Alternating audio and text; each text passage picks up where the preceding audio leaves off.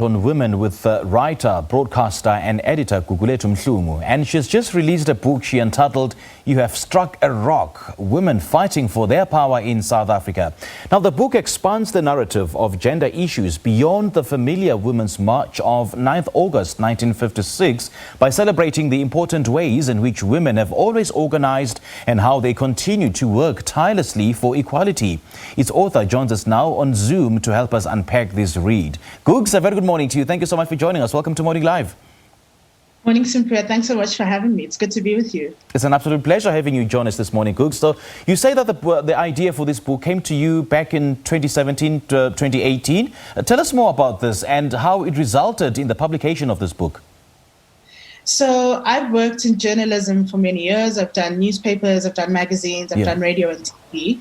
And particularly in my time during as a print journalist, I was a little bit frustrated about the ways in which I thought we weren't capturing the issues around gender in this country. I used to have a regular column in City Press where I often wrote about our need to prioritize and center women in the ways in which we talk about South Africa.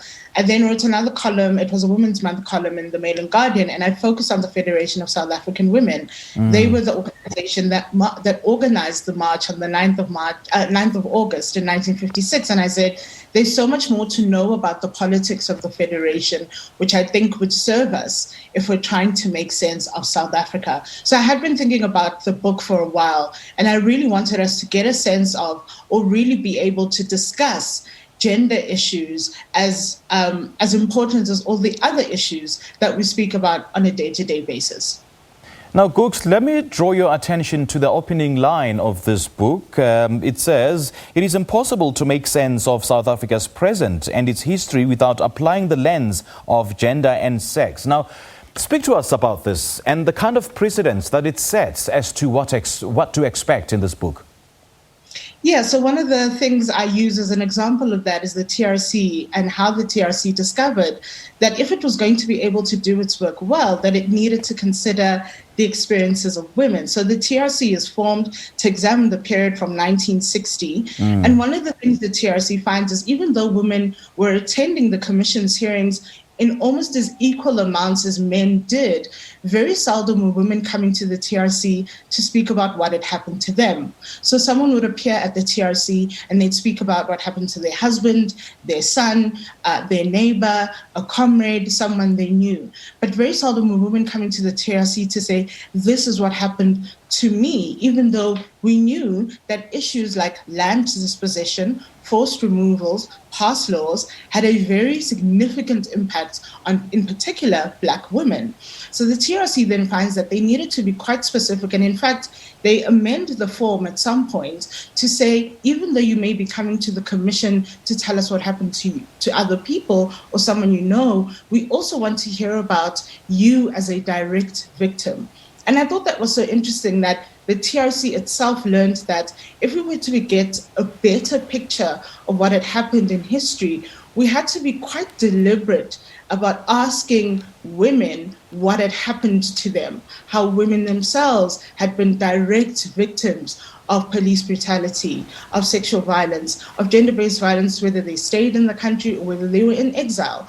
And I thought that was really important because it still remains very important for us to make sense of South Africa now. So if we want to understand how poverty and inequality plays out in society, we have to consider, and statistics tells us all the time, that young Black women are the most vulnerable to unemployment. We know that Black women have the highest levels of poverty. So in the same way the TRC learned almost 30 years ago, we must, in trying to make sense of what is happening now, what happened then, we must ask, what is the missing voice here?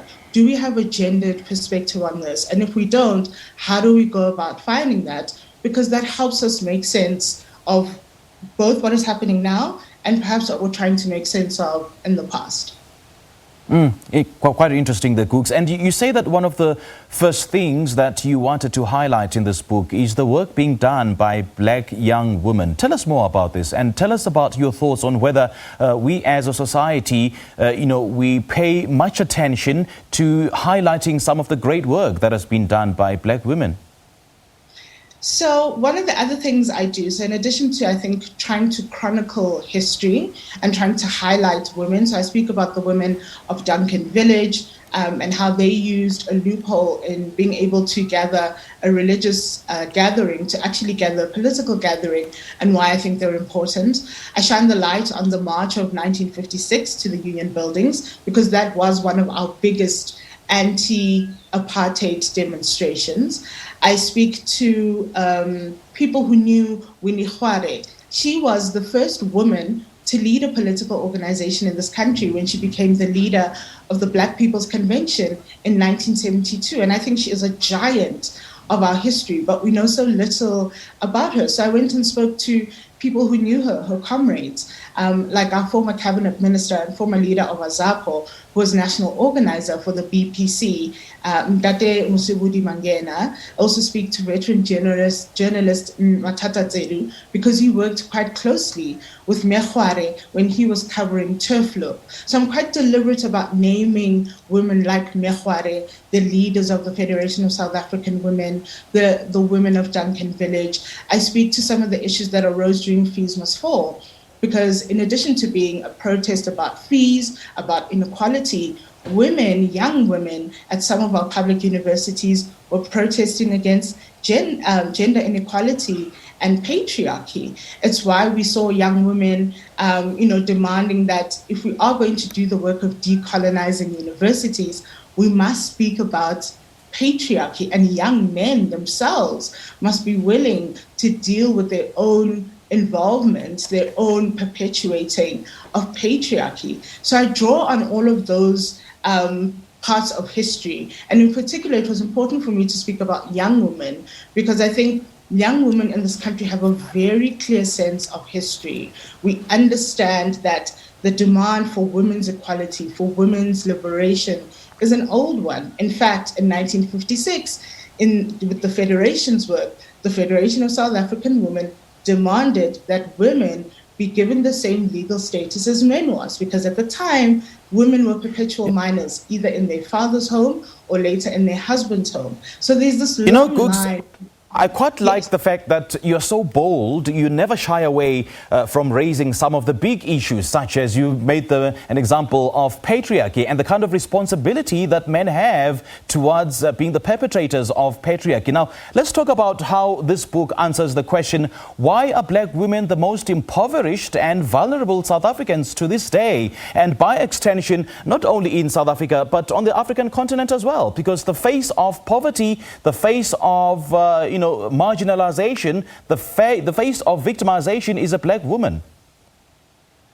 And again, that is a function of history. If we look at history, and usually the history of the world, in addition to being a history of white supremacy, of capitalism, it ordered people according to gender as well. So women, in particular Black women, were considered to be not as full humans as everyone else above them.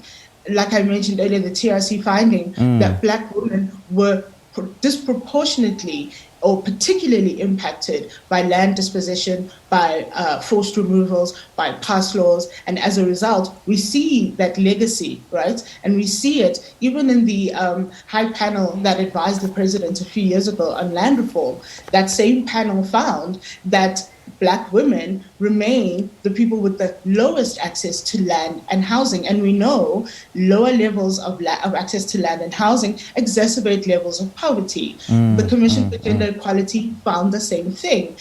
And even when I look, for instance, at the experience of domestic workers. Domestic workers, even though they are an integral part of society, over 1 million women working as domestic workers count as ultra low wage workers. So even though they work, they only earn part of an already low minimum wage, right? And so what does that mean?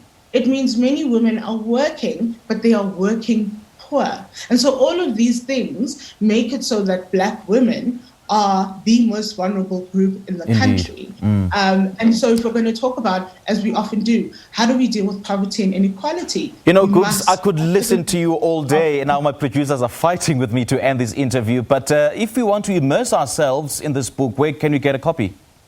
It's available at all major bookstores, so bargain books, exclusive books. Okay. You can also get it online as well.